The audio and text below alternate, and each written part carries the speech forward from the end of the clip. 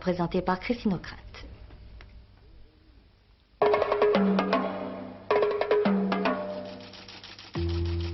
Nouvel attentat en Corse ce matin, un attentat pour tuer qui par miracle n'a pas fait de victimes. Hausse des prix modérée en décembre, plus 0,9%. Pour l'année, le rythme de l'inflation paraît contenu en dessous de la barre des 10%. Le ministre des Affaires sociales, Pierre Bérégovoy, le précise à Antenne 2, le montant de la retraite à 60 ans sera le même qu'à 65 ans. La campagne pour les élections municipales, invité de ce journal Jean Le Canuet, président de l'UDF.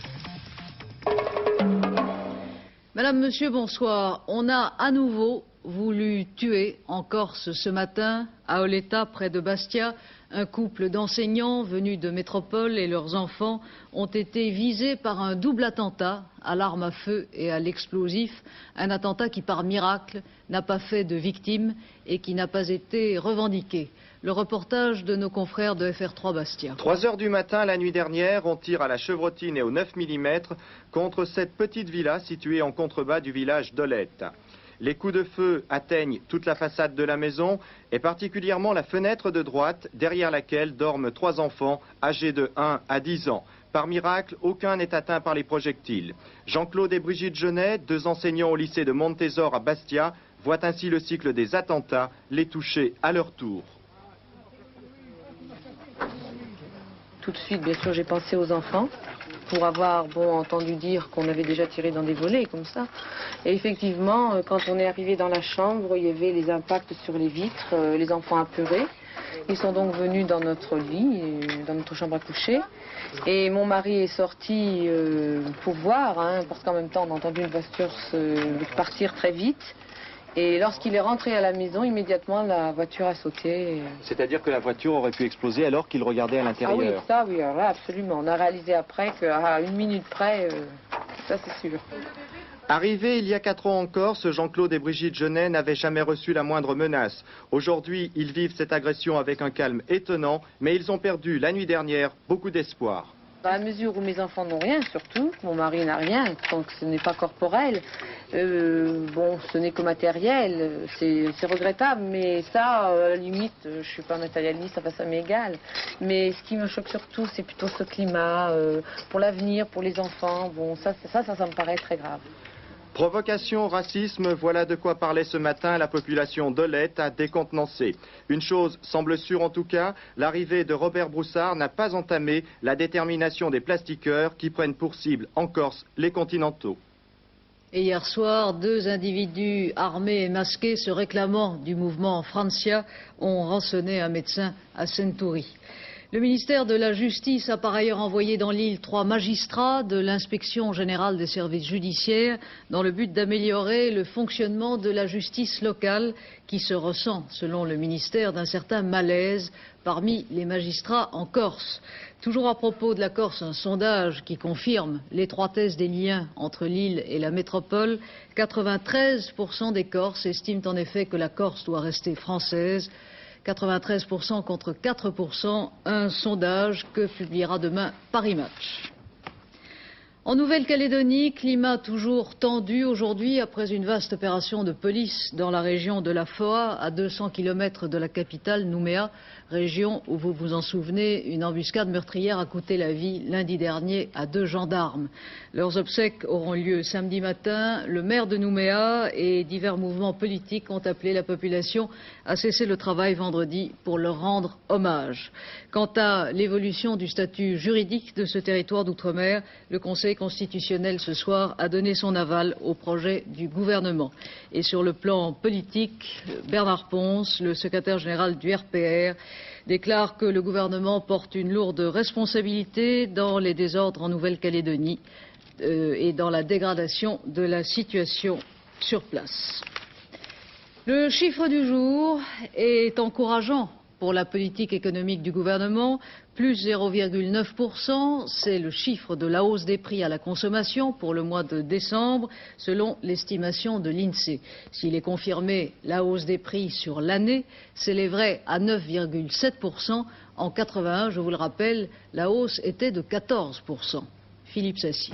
Jacques Delors a donc largement gagné son pari et pour la première fois depuis 3 ans, la hausse des prix est revenue largement en dessous de 10%. Vous le voyez sur cette courbe qui retrace l'évolution des prix depuis 1974, date du premier choc pétrolier, la seconde bosse de la courbe indiquant la deuxième flambée des cours du pétrole. C'est grâce aux mesures d'encadrement et aux mesures de rigueur prises après la dévaluation du mois de juin que la France a pu ainsi diminuer son rythme d'inflation qui était bien supérieur à celle de nos voisins. Il ne faut pas oublier qu'en Allemagne, et ceci sans blocage des prix, eh bien, ces prix grimpent 2 fois moins vite qu'en France. Il ne faut pas oublier que dans la même Allemagne, le chômage a augmenté beaucoup plus rapidement. L'an passé, il a progressé de 50%. L'an prochain, la continuation de la lutte contre l'inflation et le redressement de notre commerce extérieur figurent à la première page du catalogue des préoccupations du gouvernement pour 1983. Jacques Delors s'est fixé comme objectif 8%. C'est un objectif qui n'est pas facile à atteindre, mais l'actuel gouvernement, et notamment Jacques Delors, préférerait davantage de rigueur plutôt que de voir l'indice des prix déraper. De toute façon, en 1983, la surveillance des étiquettes restera extrêmement rigoureuse. À 23h05, dans notre dernier journal, un débat sur l'efficacité de la politique économique du gouvernement, telle qu'on peut la mesurer par cet indice des prix. Un débat opposera Michel Tardieu, directeur du Nouvel Économiste, à Pierre Rosanvallon, professeur d'économie et chroniqueur au journal Libération. Restons dans le domaine des prix et revenons à la baisse du prix des carburants qui est donc effective depuis hier minuit. Je vous le disais hier soir, cette baisse n'est pas nécessairement appliquée de la même manière dans toutes les régions, ni même dans tous les points de vente de la même région. En effet, les stations-service appartenant aux compagnies pétrolières appliquent déjà la baisse, mais les gérants libres ont le droit de ne baisser leur prix que dans quelques jours. Jean Lebert. Depuis mai 82, le gouvernement pratique la politique de la vérité des prix sur les carburants. Afin de limiter les profits sur stock et de moraliser les hausses et les baisses que nous avons subies depuis, un arrêté ministériel impose aux pompistes d'attendre une nouvelle livraison dans ces cuves pour modifier ces étiquettes. La baisse d'aujourd'hui ne s'applique donc obligatoirement que sur les livraisons de ce matin. Le pompiste que nous sommes allés voir avait encore dans ses cuves 5000 litres de carburant. Il n'applique donc pas encore la baisse. Nous avons, nous, de l'essence dans nos cuves qu'on ne peut pas se permettre de vendre au prix baissé, l'ayant payé au maximum. Nous attendons une prochaine livraison, aujourd'hui, demain, selon ce que les pétroliers vont pouvoir nous ravitailler, pour nous afficher les prix qui sont actuellement pratiqués en baisse. En tant que gérant libre, nous n'avons pas suffisamment de marge bénéficiaire pour nous permettre de faire des baisses aussi spectaculaires. Chez les gérants libres, dont les cuves sont pleines, on tarde à répercuter les baisses. En était-il de même pour les hausses des mois derniers?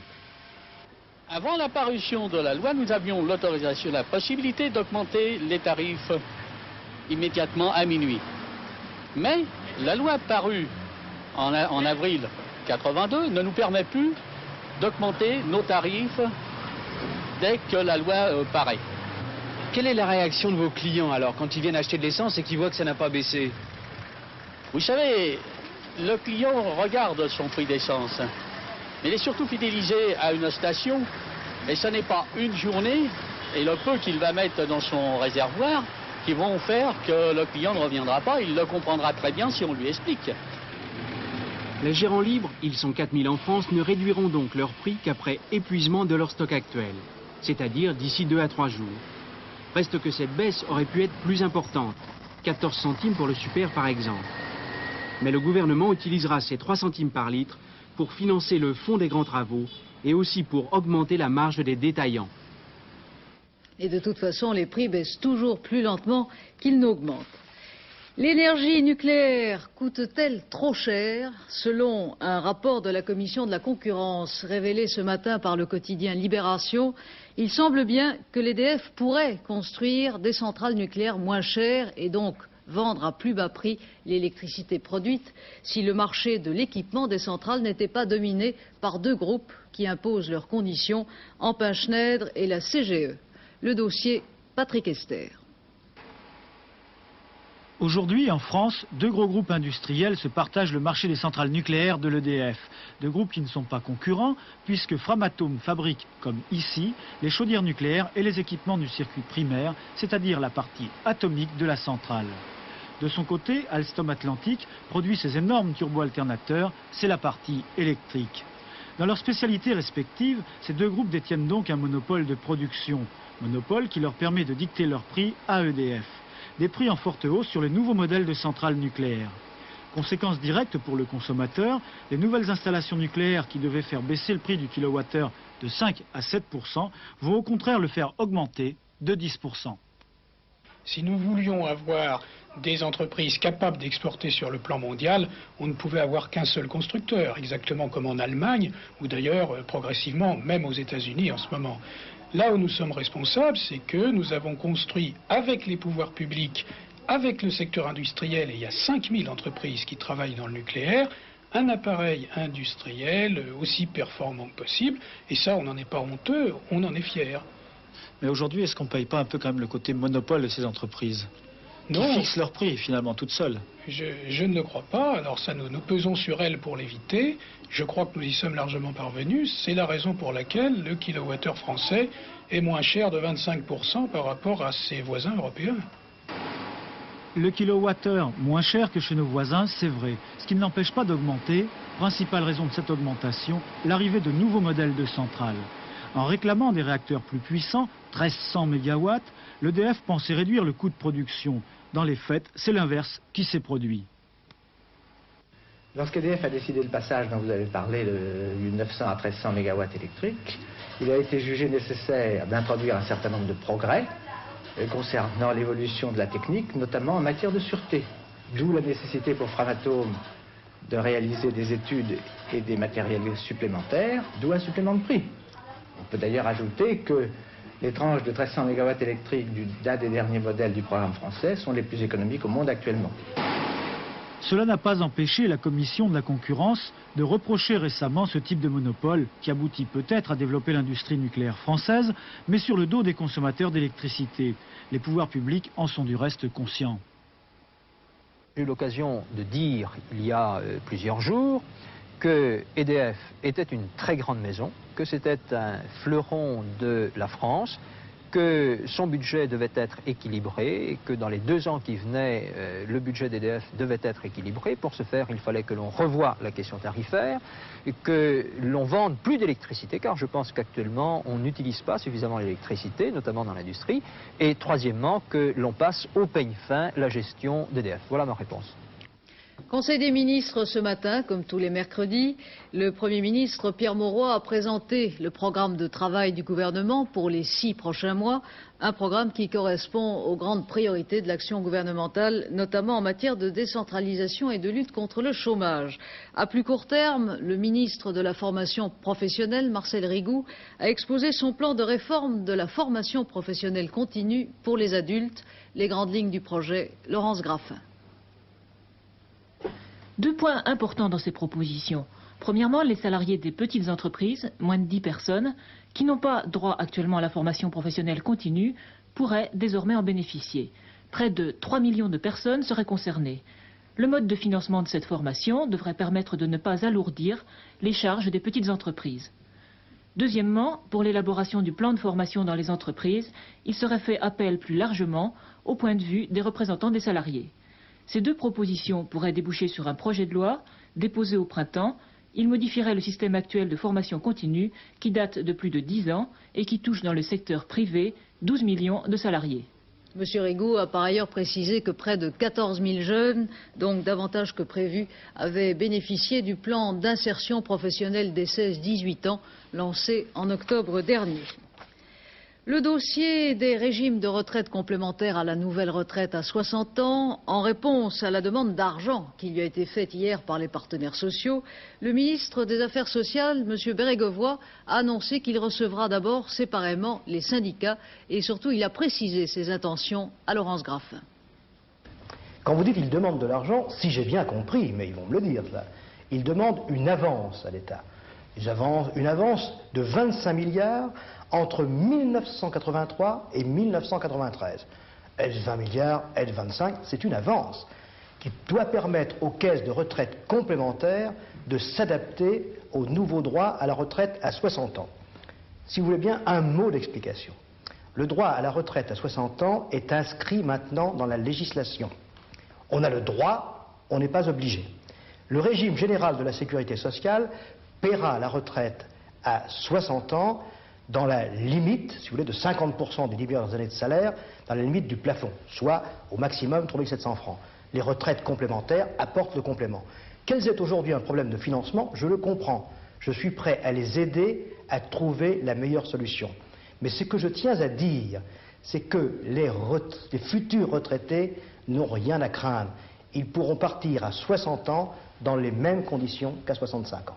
Autrement dit, vous êtes prêt à payer cette avance? Nous sommes prêts à étudier, suivant quelles modalités on peut aider les caisses de retraite complémentaires à franchir la période dite d'adaptation. Enlisement et extension du conflit aux usines Renault. À Flins, les négociations ont repris en fin d'après-midi, tandis que la grève déclenchée la semaine dernière dans l'atelier de peinture s'est étendue aujourd'hui au secteur électrolyse. À Billancourt, la production est très ralentie. À Flins, la production est totalement stoppée depuis lundi. Laurent Carenzo. Drôle de situation depuis lundi à Flins. L'usine est coupée en trois. Il y a ceux qui sont en grève, ceux qui sont au chômage technique et ceux qui travaillent, ici dans l'atelier de tôlerie de R18. Ils ont la chance de fabriquer des carrosseries pour une autre usine de la régie, celle de Sandouville. Ils ne sont donc absolument pas touchés par la grève des peintres, qui d'ailleurs n'ont pas défilé pour demander la solidarité de leurs camarades qui travaillent normalement. 8 000 dans les ateliers, 10 000 dehors. Un contraste saisissant. Ici, les chaînes de montage sont désertes et la dizaine de milliers de salariés empêchés de travailler devront venir les samedis pour rattraper les heures perdues car ils ne touchent aucun salaire. De plus, si la grève cesse, il faudra presque 48 heures pour relancer la chaîne. Les grévistes, eux, attendent la suite des négociations en tapant le carton. Au cœur de leur mouvement, cette impossible carrière des OS qui n'ont guère d'avenir professionnel et qui ont le sentiment d'être dans une impasse. Vous aimeriez faire autre chose? Oh, pour le moment, je ne peux pas changer le métier, là, parce que ça fait 11 ans que je fais la même métier. Vous l'aimez, votre métier? C'est un peu dégueulasse, mais c'était trop tard. Maintenant, je ne peux pas changer. Est-ce qu'il y a vraiment des possibilités d'évolution quand on est peintre, ou est-ce que, bon, une fois qu'on est formé, on fait toujours la même chose? C'est-à-dire qu'on fait toujours la même chose, ça c'est sûr, mais je pense qu'il y a quand même une possibilité d'évolution. Mais pour ça, s'il faut se battre comme nous nous battons à l'heure actuelle pour obtenir quelque chose d'un petit peu mieux, s'il faut y aller par conflit, par grève et tout ceci, c'est pas intéressant pour nous. Nous, ce qu'on veut, c'est travailler, produire de la qualité, déjà une, et puis arriver à avoir de bons débouchés au niveau de la peinture. On en revient toujours au problème du travail à la chaîne.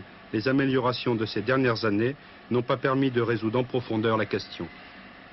Plusieurs réactions ce soir au raidissement du conflit.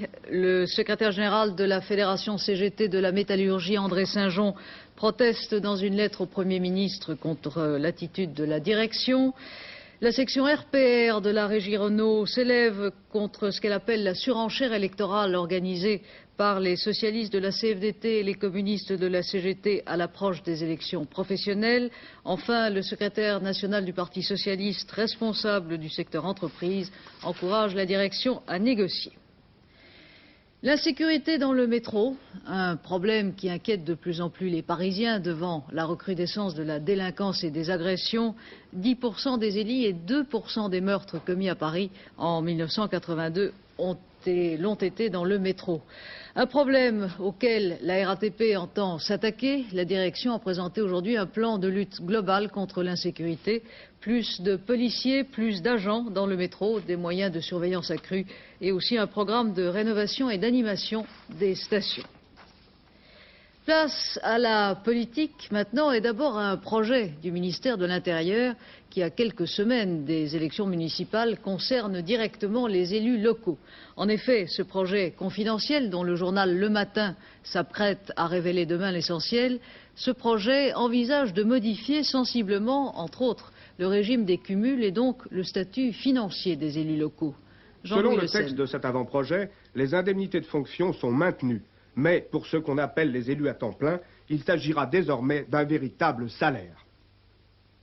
Pour mettre fin aux disparités entre les différents élus, un même régime d'indemnisation s'appliquera aux conseillers généraux et aux conseillers régionaux d'un bout de la France à l'autre. Référence, l'indemnité parlementaire de base, environ 25 000 francs par mois. Un président de conseil général ou de conseil régional toucherait 60% de cette indemnité parlementaire, un simple conseiller 20%. Les absences autorisées pour les salariés afin d'exercer leur mandat, 35 heures par mois pour les maires de villes de plus de 10 000 habitants, 15 heures d'absence pour les maires de moins de 10 000 habitants. La formation des élus, maires et adjoints, est dorénavant assumée par l'État. Plus encore, pour les communes de moins de 500 habitants, le coût de cette formation est pris en charge entièrement par l'État. Enfin, pour lutter contre le cumul des mandats, l'avant-projet esquisse une solution. En aucun cas, le cumul des indemnités ne pourra excéder 1,5 fois le montant de l'indemnité parlementaire. Reste à faire accepter ce texte par le gouvernement et à le faire voter par le Parlement, de toute façon, pas avant les élections municipales. Politique toujours avec la préparation des élections municipales. Après Lionel Jospin hier soir pour le Parti socialiste, c'est ce soir au tour du président de l'UDF, Jean Le Canuet, d'être notre invité. L'ordre des invitations, je vous le rappelle, a été tiré au sort. Alors, Monsieur Le Canuet, une première question qui s'impose. Pour vous, ces élections municipales vont-elles constituer un test politique national pour la majorité de gauche et pour le gouvernement au pouvoir? Le changement s'est fait il y a 6 ans. L'opposition, qui est maintenant la majorité, socialiste et communiste, avait fortement politisé les élections municipales. Et nous étions restés dans la conception de faire que les municipales soient destinées à choisir le maire et les conseillers. Donc le changement s'est fait il y a 6 ans.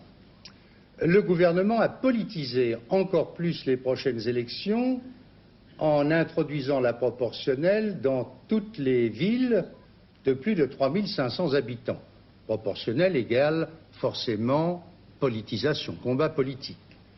Et enfin et surtout, je crois que le mécontentement de l'opinion française est si profond, il apparaît à travers les élections partielles, que, inévitablement, quelles que soient les préférences, l'élection municipale aura valeur d'une preuve de l'état de l'opinion française, et je crois que ce sera un vote de réprobation, de sanctions, au moins d'avertissements très sérieux dirigés contre le gouvernement.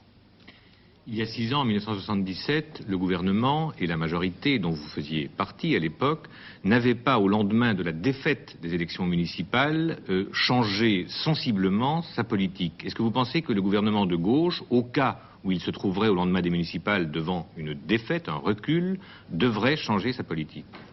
Alors, il n'y est pas tenu de par la Constitution. Je crois qu'il faut dire la vérité, je m'y attache autant que possible. Le gouvernement gardera sa majorité socialiste, peut-être, probablement, son soutien communiste. Je crois que M. Marchais l'a réaffirmé. Mais je crois que si les Français votent pour l'opposition nationale que nous représentons au moment des élections municipales, il y aura l'obligation psychologique pour le gouvernement d'orienter autrement sa politique. C'est-à-dire plus sérieusement. Vous me direz, qu'est-ce qui vous permet de faire cette prévision? Je vous réponds d'un trait. Après les cantonales, qui furent un échec sérieux pour l'actuelle majorité socialiste et communiste, le gouvernement était immédiatement après obligé de corriger certains des excès auxquels il s'était livré après l'élection du mois de mai 81. Donc les municipales, si, comme je le crois et comme je l'espère, sont un succès pour l'opposition nationale, contraindront en fait, pas en droit, le gouvernement à aller vers une politique moins improvisée, imprudente que celle que nous avons connue depuis 2 ans. Et où situez-vous le seuil du succès pour l'opposition? Vous le chiffrez en nombre de villes? Je le chiffre pour ma part en mairie. N'est-ce pas? Il y aura des discussions, nous les connaissons, au soir des résultats pour comptabiliser, savoir où se repartissent les divers qui n'ont pas d'étiquette politique. Ce qui comptera, je crois, comme test politique, c'est le choix des maires des villes de plus de 30 000 habitants. Et c'est là que nous estimons devoir marquer d'une manière très sensible la volonté de redressement des Français et de confiance en notre faveur. Alors, concrètement, oui, en nombre de villes. Non, vous ne me ferez pas jouer aux courses quand on parle des choses sérieuses, je ne fais pas de pronostic. Je crois à un recul très sensible de la majorité communiste et socialiste actuelle, donc à un succès affirmé de l'opposition nationale. Mais on ne vous demande pas un pronostic, on vous demande un seuil. Combien ce recul, il sera sensible? Vous me demandez un chiffre, je n'en formulerai pas. Dans la plupart des cas, l'UDF et le RPR ont fait liste commune.